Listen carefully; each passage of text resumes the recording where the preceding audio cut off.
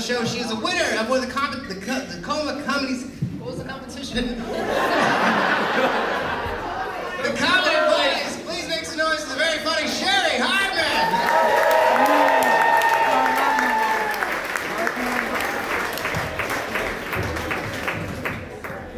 Keep clapping. It takes a minute.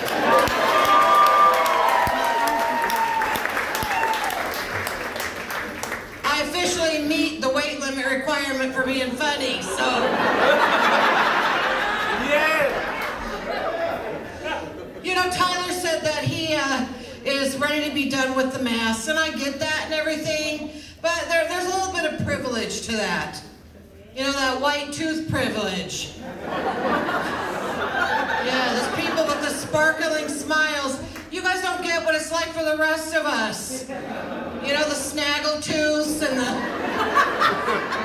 the buck tooths and the gummy smile, the coffee stains and the meth mouth. We've been sitting next to the pretty people all this time. Nobody's been able to tell the difference. Now we gotta take these off, and now we gotta go back to being the ugly stepsister. It's not fair. I'm excited to be here for the dope show. I am not a weed smoker, so this is gonna be hilarious.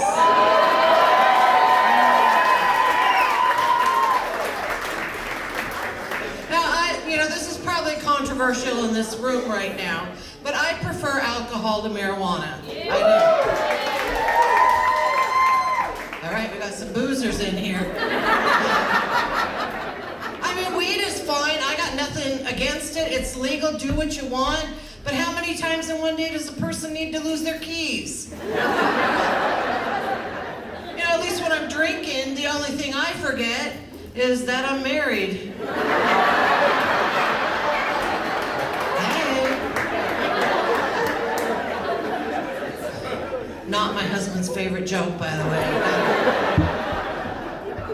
It's okay, though. He knows I'm a flirt.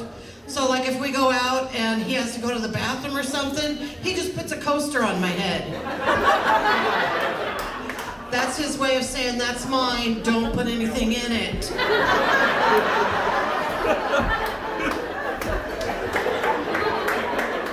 I'm a lot older than all these guys. I just turned 60 years old last year. Know how I got this old, because time goes by so fast. Seems like just yesterday I was getting finger banged at a Styx concert. Today I got finger banged at Denny's. It's not the same. But I am a big person. I'm getting older. I'm concerned about my health. At least twice a week I have this thought. Like, is this a really good orgasm, or am I having a stroke?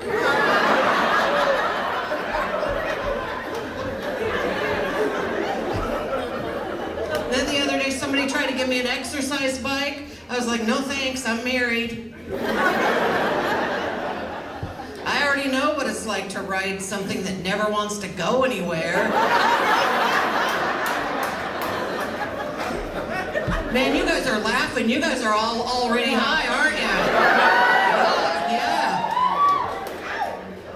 I got okay boomered the other day. Yeah, if you don't know what this is, like, younger people, they're kind of tired of us older people's shit, And if you say something that they think is stupid or obtuse, they'll roll their eyes and say, okay, boomer. Well, I don't need a lecture from someone that thinks Fleetwood Mac is a person, okay? And they always have some dumb name like Kyler. But Kyler just hasn't been through what I've been through. So he doesn't know what I know, But Kyler's parents never threw him in the back of a wood-paneled station wagon. They threw us back there. We had no seatbelts. We'd slide around all willy-nilly. Yeah. We were happy as clams, though. Going like this to truck drivers, waving at policemen and pedophiles. Our parents took us to the store to buy candy cigarettes so we could practice smoking, yeah. And I've been for a quarter so he could go to a payphone and call his drug dealer. That's how we did it back in the day. You didn't want to call the dealer from your house.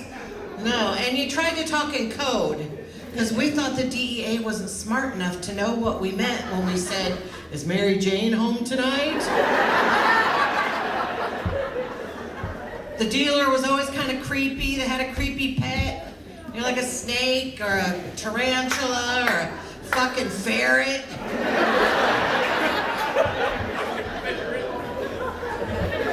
But you know, the generations don't need to fight. We don't need to fight. We need to find out how to understand each other. That really is the key. Yeah. I mean, like younger people, you guys have done some wonderful things, like the Me Too movement. It's allowed people a lot of to be able to speak up, and that's really important. But what you don't realize is that people my age, now we've got to stop and rethink our whole lives. You know, if I want to take an afternoon to lie back and reminisce about some past loves, when I look back now, they all seem a little bit rapey.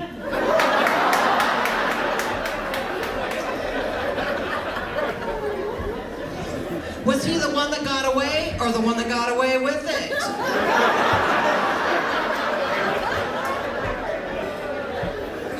Is my husband my soulmate, or just my most persistent perpetrator? Am I madly in love, or do I have Stockholm Syndrome? I don't even know anymore. But you know, it was a different time back then. You know, like, even like, say, Family Feud, you know?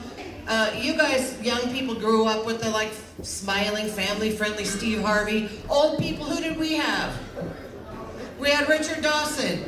Richard Dawson was amazing, but he was a pervert. He would go down the line, he would tongue kiss your grandma. Then he would tongue kiss your niece.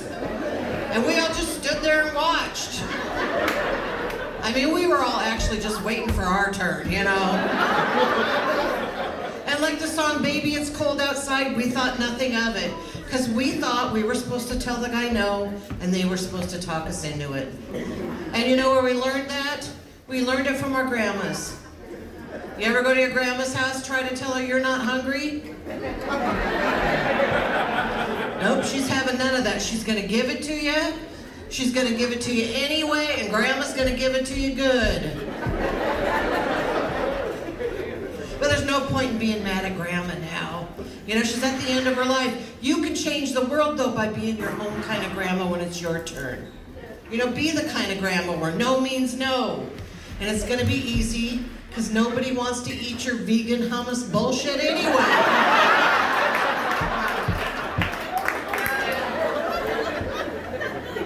Now, they did a study, and they said that the younger generation has less sex and goes on fewer vacations than all previous generations.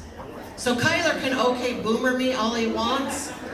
He just needs to know he's getting out fucked by this old lady right here.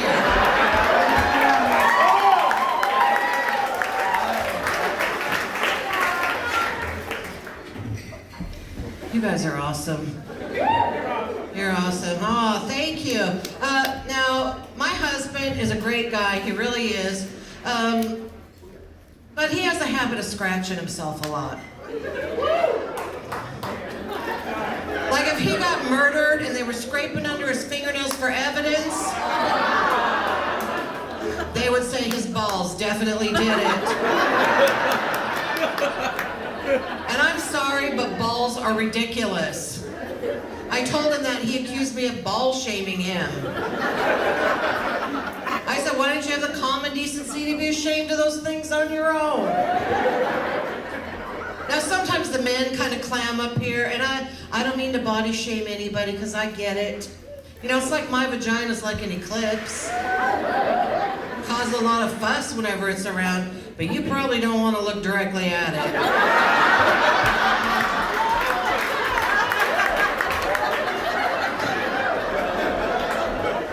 And balls are just like wrinkled, bloated sacks, just hanging around moping, waiting for someone to pet them like a pair of neglected basset hounds.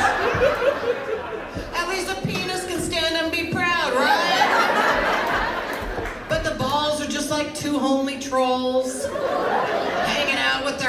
friend, thinking maybe they're gonna get some action because they just happen to be in the right place. It's like the penis is James Franco, the balls are Seth Rogen and Jonah Hill. All right.